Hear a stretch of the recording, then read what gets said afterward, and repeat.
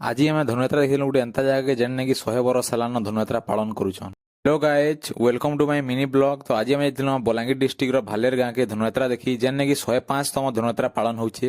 देखि पारथबो एटा होचे बरगड़ धनुयात्रा आहुरी पुन्ना। बरगड़ धनुयात्रा 77तम होइतला बेले एटा 105तम तो जानि पारथबो केते पुन्ना जे। तो एनके हम एटा सांग माने देखि थिलु जेन नाकि बहुत भीड़ थिला आ गुटे गाँ बोली नै भाई पारो जते भल से ऑर्गेनाइज करथिले माने गाँ हिसाब भल ऑर्गेनाइज करथिले आ उइने बहुत लोग भी देखि आस्थिले गाँ आखो पाखो। तो जगह रे खाना पीना संगे संगे छोट छोट खेलना टाइप रो दुकान बाजार भी आस्थिला आ माने खाना पीना भी करसु आ दुकान बजार भी बुलाबुली किना करसु।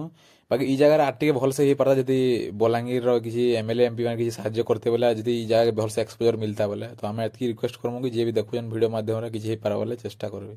हमर संगे साजन नै जितले ताको ले गोटे सॉन्ग डेडिकेट करके डांस करासी देखो एटा।